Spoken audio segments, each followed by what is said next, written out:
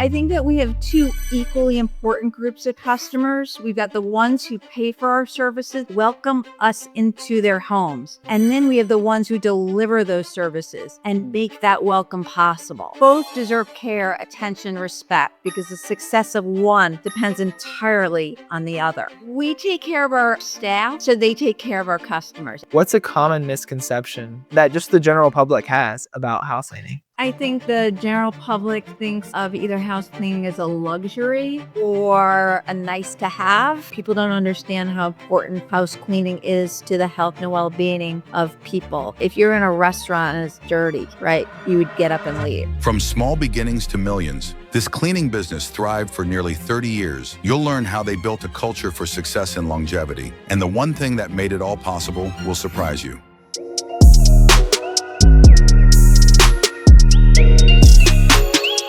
Welcome back to the Built Local podcast. Today, I'm really excited to bring to you Robin. Robin, how are you doing? I'm awesome. How are you doing, Clay? Doing great. Robin was one of the first messages I sent out when we started booking people for the Built Local podcast because she just onboarded and she was getting a whole bunch of reviews for her cleaning business, Maid Brigade. So, Robin, for somebody who doesn't know about you or Maid Brigade, tell us a little bit about you and your business. Okay, awesome. I'm Robin Murphy. My husband and I have a home cleaning business, Maid Brigade. We're franchisees. We've got two offices. One is in White Plains, New York, covering the suburbs north of New York City. And the other one is in Manchester, Connecticut. And we clean homes throughout the Hartford area from that office. Been in business. We just celebrated our 29th anniversary, which is so hard to believe. It's just, I can't wrap my head around how many years we've been in business, but it's awesome. That was one of the first things I said to her. I was like, good on you for doing something for 29 years because most people can't do anything for 29 months or like 29 days. Let's be, it's Yeah. I had to say, I love it. Like it's hard. Like I'm saying, it's very hard to imagine this is 29 years because it always feels new. Yeah. Wow. What keeps it feeling new like that? Is that just times evolving or is it just new challenges or? I think it's just a mindset. It's always, things can always be better, right? Learning from what we've done and how can we improve, setting new goals. Yeah. Just the more you do, the more you can do. For sure. So let's walk us through the first couple years in business. Getting those first customers. What was that like? What was that feeling like when you were, marketing and maybe it felt like nobody was hearing you, or did it just kind of take off and you started getting customers immediately? We actually, it was a different world back then and we really took off quickly. There was so much less competition. We sent out a 3-fold flyer in the mail when we first opened. And the phones were ringing off the hook. It was weird. And then there was the phone book. And the rule was you pay as much as you can for the phone book. You get the biggest ad and then you're going to get the most phone calls. Wow. So we grew really quickly. We started in 1996. By 2001, we were doing over 2 million. Wow. So but it sounds awesome. But there were lots of hurdles, right? It was kind of like I was a cowboy and didn't understand a lot of the rules, things like, overtime. It was fun. It was the Wild West, sounds like. It was the Wild West. We then had to learn to follow the rules and do things the right way, which was awesome also. You and I were talking before we hit record for a moment, and we were talking about like challenges. And I guess that was a challenge. That was hard to learn that, you don't always know everything you need to know. Yeah, for sure. Wow. Okay. So by 2001, doing over 2 million, and now we're like, all right, we got to follow do some things, but get some processes in place, standardize some stuff. So tell us though, I've heard from people in the cleaning industry, two things. I've heard that it's harder to get customers than it is to fulfill a service. And then I've heard from, I think, more people, it's harder to fulfill the service than it is to get customers. So do y'all struggle more on what side of the coin there? It's cyclical. Like at the beginning, we grew really fast. And at that time, we had access to both. This is awful. Like just to think this is so, but I'm not awful. But it's just so crazy to think how different it is. If we would get like people calling us up for jobs and it would be like, oh, we got another job. everybody bring a friend. We would never do that. Nah, just never. Yeah. But it was a Wild West. But there were many years where it was super hard to find employees. And there's other times where it's totally like right now we got a wait list for employees. I can't say that that's because of the world of where we are in the world right now. I think a lot of it has to do with our company culture. We worked really hard on that, which I'm happy to go into. That's interesting to know. So when it comes to that company culture, how do you keep customers and employees happy? Because we've seen the reviews come in now. We know your customers are happy, so we know that. But how do you keep customers and employees happy? I think that we have two equally important groups of customers. We've got the ones who pay for our services, welcome us into their homes. And then we have the ones who deliver those services and make that welcome possible. So both deserve care, attention, respect, because the success of one depends entirely on the other.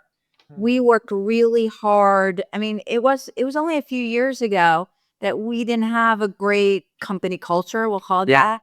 It was to have staff, you wanted to take a picture, put it on social media, and you'd ask your staff to stand and smile, and nobody would. They really wouldn't want to. And now we've got an office where if we say, hey, we need something, we're going to do some filming for social media. Can we have, can we have 2 volunteers, and 6 people will raise their hand? It's just fun. We've got a great office that we built out for our teams, and we got a full kitchen. It's Friday. I work from home, right? I'll work from home. But my office right now it's 2:20 in the afternoon. We're getting ready to serve, we call it family dinner, where our office staff prepare dinner every Friday for our employees. Wow. And so most of them are getting to the office sometime between 2:30 and 4:30. But at 7:00 at night, it's like, you don't have to go home. You just can't stay here. We've got a lot of camaraderie. Anyway, I could go on and on about this. We've got like I said, a full kitchen. We've got a beverage bar. We've got coffee and all the different drinks. We got a fully stocked refrigerator, so anybody can go into it anytime. We've got a bevy machine. Do you know what that is? They have them at the Delta Club. No. Most awesome thing. I want one for my house. A machine that delivers water, right? So water. I pick your flavor water you want. You want lemon lime? Do you want peach mango? Do you want watermelon? And do you want it still or do you want it sparkling? And SARS. I think there's some with caffeine, some of the antioxidants. I'm not sure about that. Yeah, right. And so it's like they have them at the Delta Club, but ours is like 10 times nicer. Yes. One of those things where our staff can come in the morning. They got there. You all got I don't know if you can see this, or our company. Yeah. Fill it up. And so they've got water for the day. They got their coffee mugs and their water. It's like, we just like to take care of everybody so that they are comfortable. They can focus on their job. We want our staff to be focused on the cleaning and cleaning well, right? We want them to be trained. We've got awesome training, both for when they start the onboarding, but also ongoing, because whatever you do, you have to keep learning. And so we've got it's just a great training program where our staff every morning they get a video. It's kind of like a TikTok style video.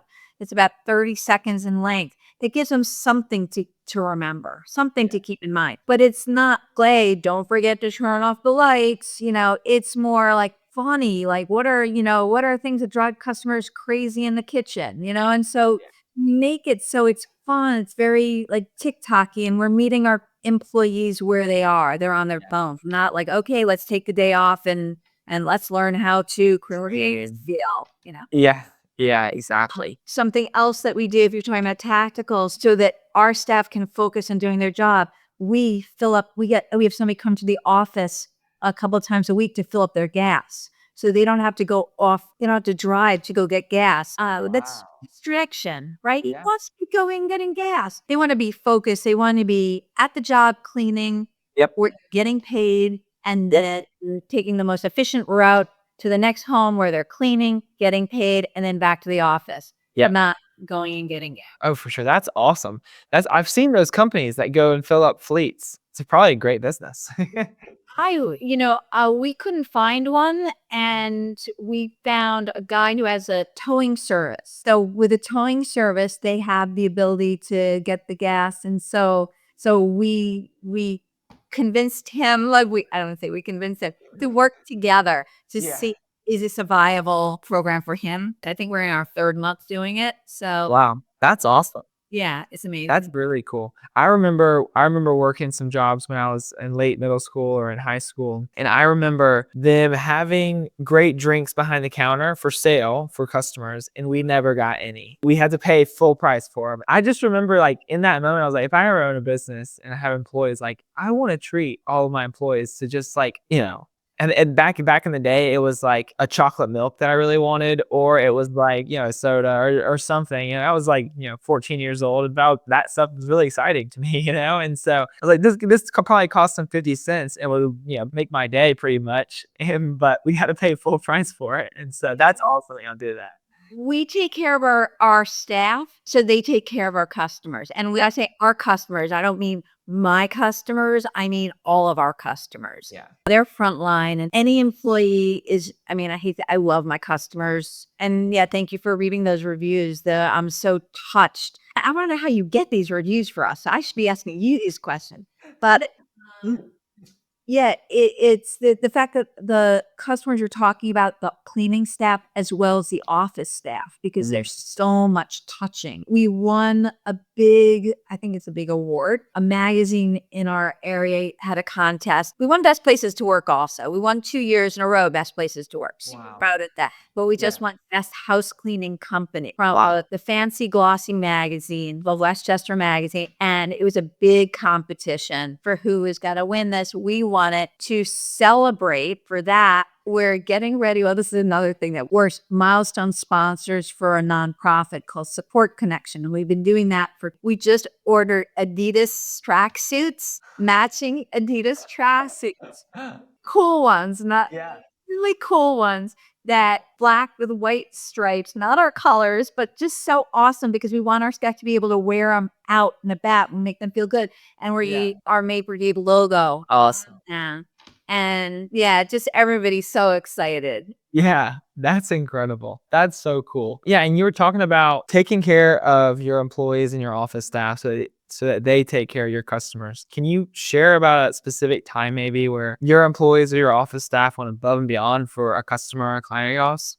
I think we go above and beyond all the time. We get a lot of information from our customers about what is important to them. Our sales staff are really good at, getting that information from our customers. We could do the same thing in 2 houses, and one customer would be thrilled and the other one, house satisfaction, house cleaning is so subjective. Just able to try and understand, but something over and above, like one of those was amazing, is we were in a house. I'm not sure if it was a grandmother or an aunt who's taking care of a baby, and the baby stopped breathing. One of our cleaning pros, lady, she saved the day. She gave the baby CPR. So that was something that we're all, as you can imagine, really proud of. Yeah. I'm going to say anything about this. I thought I could have done that.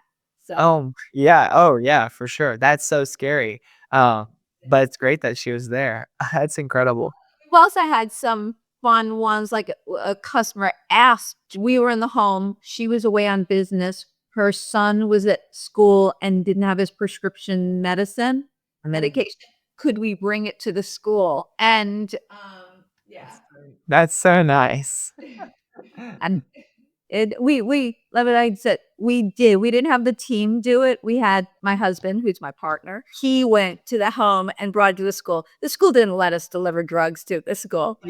But still, it's the fact that somebody asked us to do it. It means a lot to us that a customer would think that they could trust us to do that. Yeah. Right? Oh, for sure. That says a lot that she would ask. I think we talked about this the first time we spoke, but it's a very personal service. You're going into someone else's home, seeing all their their belongings and cleaning up and kind of seeing the state of their household. And so the fact that y'all are able to be that trusted, reliable source where they would even ask you to take their kids' prescription medication to school for them is credible, because I would imagine that 99% of home service service companies don't have that trust for the customers. And so that's incredible. Yeah, we were really proud. We did get named as the trusted face of house cleaning too. So kind of all goes together. We were I worked really hard. And going back to having our staff feel cared for, that's what lets this happen, right? That's what gets us there. Yeah, for sure. If we were charging them for the chocolate milk, if we were charging them for coffee, it wouldn't nearly be the same. Oh yeah, and so much more transactional. People just want to feel taken care of, and they want you to make them feel nice, and so that's awesome. Well, what's back to kind of the house cleaning industry as a whole? What's a common misconception that just the general public has about house cleaning? I think the general public thinks of either house cleaning as a luxury or a nice to have. I don't think that most people understand it's fundamental to the health and happiness, of the family. It's healthcare, and people, argue with me about that, but it's healthcare. It makes an impact both the family's health, both physically and mentally. Yeah, I know that's definitely something that I would imagine people won't even think about, and I think also talk about the time and the stress relief of knowing that somebody's taking care of that. Somebody's taking care of the baseboards and the dust bunnies in the corner, and all this sort of stuff. Whereas when you're finally done on a Friday afternoon at 5 o'clock, and nowadays, so many husbands and wives work full-time jobs, and the last thing people want to come home to do is deep clean the house, and start having that time back is just so nice. I think there's also another misconception. Our company's name is Maid Brigade, right? Our company's name is Maid Brigade, but that word maid, I think, is not an accurate name. It doesn't describe what we do. And a lot of people think of house cleaning as unskilled work, menial labor. Anybody could do it. And I feel really, strongly, I know firsthand, it's none of those things. It's very skilled. There's technical skills and safety skills and communication skills and problem solving skills. Like when we go into a home, you know how many different things we're touching, and how do we know how to clean it and clean it the right way? You need to be physically fit. You need to be responsible, reliable, careful. It's certainly not something that anybody could do. You said something about it earlier about how are we getting all these reviews for you. What were you doing before you started using Review Harvest, like less than a month ago, less than a couple weeks ago? What was your process of getting reviews, and kind of how was it going? Yesterday afternoon was our 2-week anniversary with you guys. Okay. You know how many reviews we received in the last 2 weeks? Do you know? I do know. I know that one location has gotten 49 new and 16 updated, I think. And the other location, I'm not too sure. It's a little bit smaller location, but I think they've gotten like 20, right? The other one, we've gotten 14 and 7. So 14 new ones and seven updated ones. If I could tell you, that's like crazy. Yeah. We do it before. We begged and we pleaded. And you see that our customers like us, love us. Yeah. Are happy with us. We have very low customer attrition, right? Customer churn. We get referrals all the time from existing customers when they leave us, they often come back, So it's not that we don't offer a good service and that they don't care about us, but we ask for feedback after every cleaning. If we clean for you every week, we send out a quality card or a scorecard after every visit, and we ask for a review every visit. When we communicate with our customers a lot by text as well as email and phone. And if somebody says something nice to us, we'll say, "Hey, that's so awesome. Would you mind posting this?" And we send the link. Yeah. We also staff ask, right? Yeah. Staff ask, and we leave sometimes every few times a year, we leave cards. We know we can't bribe our customers to leave reviews, but we do let them know that, it's important to us. Yeah. And a lot of times people tell us that they'll give us, of course we'll give you a review. And then they don't. So what are you doing? Hey, what are you doing that all of a sudden, I mean, we had I think 223 reviews before in our bigger office, and you just added 49. I mean, that's like 20, I don't know, almost 25%. It's more than 20%. Yeah.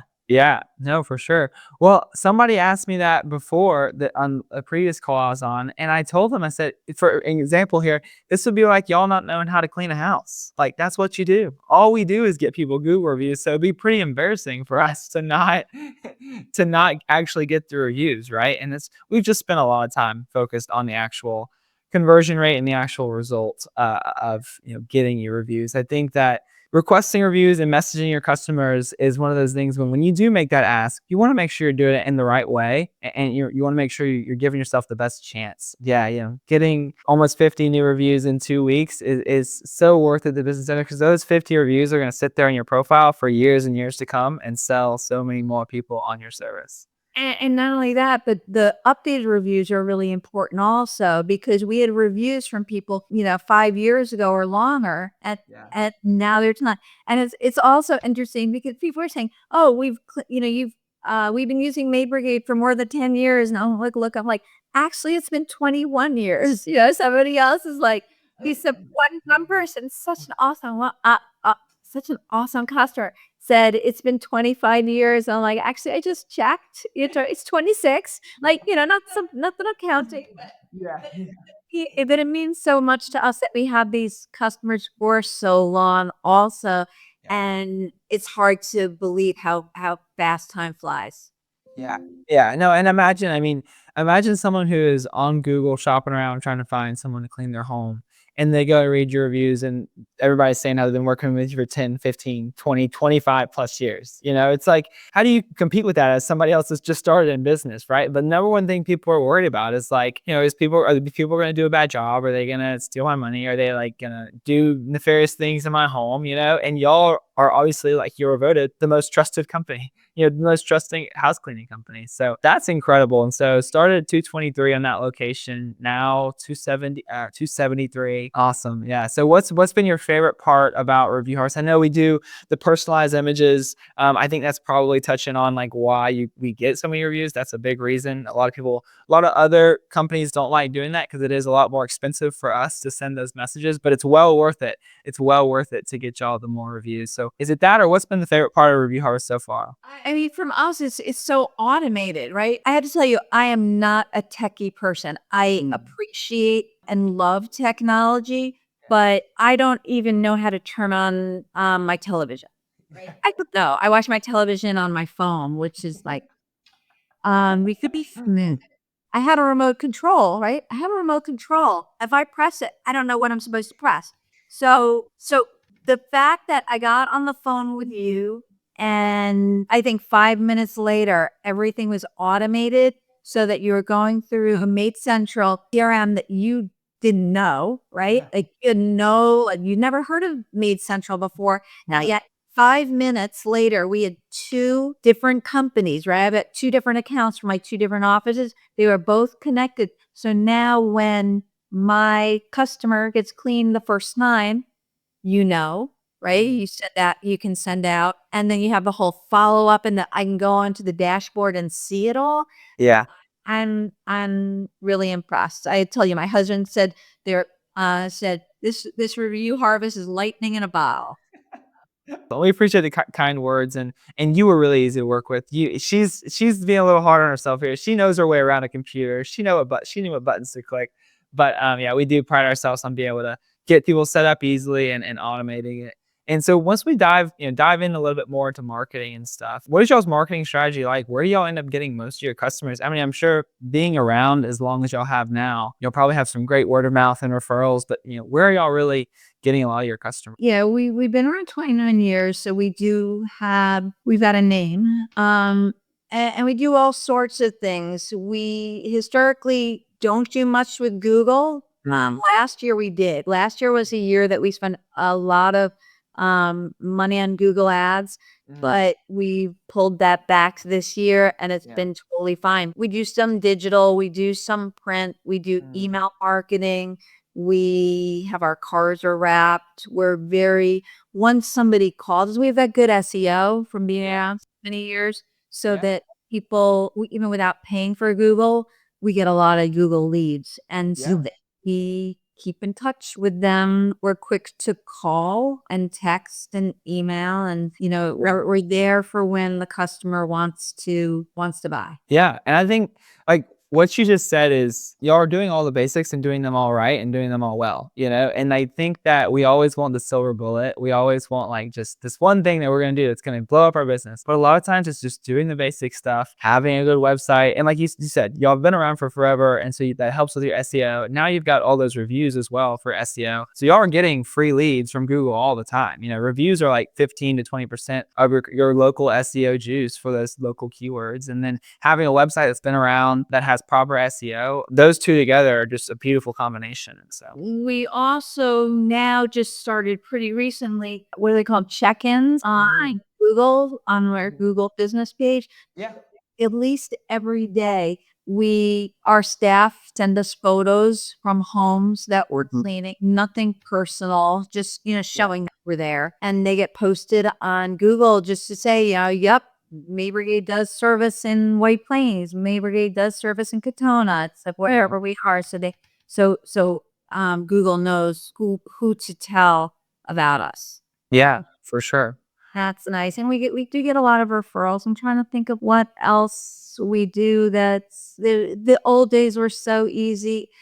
It was Yellow Pages. You buy the biggest Yellow Page ad and you get the most calls. It was so easy. And when I think that, like, we were so happy when the internet came, because internet's great. We thought, oh, we weren't going to have to. Oh, we saved that $100,000 that we're spending on the Yellow Page ads, and it's going to be free. It was so easy back. Oh yeah, well, they say where attention goes, money flows, and so when people got on the internet, now we spend more money on digital ads than we did on the papers. It keeps us thinking. It's all a challenge in a game. Yeah, for sure. I wanted to talking about the cleaning industry and marketing. I wanted to get a little tactical here. If somebody's watching this, we'll have a lot of home service business owners or people that are looking to get into home services and start their own business watching this episode. If someone wants to start, a home cleaning business, give them 3 to 5 steps or 3 to 5 things to do. Obviously the basics of, get a logo, get a website and stuff. But what are like some 3 things that you did that really you think would help a home cleaning business in 2025 grow? Good question. I mean, when you're starting out, I think it's understanding what customer is going to make you happy. I think that you can't be everything to everybody. That just doesn't work. Understanding your value too. And it's easy to to chase the cheap price jobs. It doesn't help in the long run. It's understanding who you are and what makes you happy. It was really important to us. We've been green since before we ever knew the word green connected with cleaning, because first year in business, our staff were getting sick, smelling all the ammonia and the bleach. And so we figured out how to get around. But back in those days, cleaning, it was like people thought that the stronger the chemical, the better it would clean. And so, what are we doing? We're just cleaning with water and vinegar, But that was really important to us, and we stuck with it. Yeah. And in the long run, it's been good. Yeah, I don't have a smooth answer for this. I think everybody is different, and I could give somebody my entire playbook. Yeah, they still wouldn't do it the same, and I can take somebody else's entire playbook. We can't replicate each other. It's figuring it out. I do think that there are good programs out there. I'm in a franchise, which is helpful, but there's lots of groups out there in the house cleaning industry, house cleaning companies. The ones that I know, everybody's so generous. Yeah. And everybody helps each other. Even, I'm friendly with my local competitors. Yeah. Not just, other cleaning companies across the country. So. Yeah. Wow. What's y'all's next goal? What's your next goal for Maid Brigade, Westchester, and the other location? Where do you want to go? Is it a revenue number? Is it a customer number, an employee number? What are you all looking toward? You have revenue goals, but my goals are bigger than that. My goal is really to change the way people think about house cleaning, house cleaners. We were talking about before that people don't understand how important house cleaning is to the health and well-being of people. If you're in a restaurant and it's dirty, right, you would get up and leave, right? There's people there that that inspect restaurants for their cleanliness. If you were in an office and it were dirty, right? But people are at home and their homes can be so unsanitary. There's also better, there are lots of tools that you can use to make cleaning easy. And I think like letting people know more and be more exposed. So, I look at Martha Stewart as a role model. She changed the way people think about housekeeping, right? Martha Stewart. I don't even know. You even know Martha Stewart? I know who Martha Stewart is, right? So, I'm sorry. It's just like, anyway, she changed the way people think about housekeeping, right? She called it entertaining and it was cooking and it was making things beautiful, making the house beautiful, but really she was a housekeeper. And so I would like to change the way the world thinks of house cleaning. Wow. Yeah. Wow. That's awesome. Well, that's a great one to end on, guys. Give Robin a thanks down below in the comments. Any questions y'all have, go ahead and ask them down below as well. And maybe we'll have to have Robin on again if they got some specific house cleaning questions. But thank you so much for your time, Robin. And if anybody needs, house cleaning, home cleaning in the Westchester area or Connecticut as well, then y'all know who to call, right? Awesome. Thank you so much, Clay. And if anybody needs more reviews, Clay's the guy. Hey, there we go. I didn't even tell her to say that. The bottle. Okay. Thank you so much. Thank you. Yep. See ya.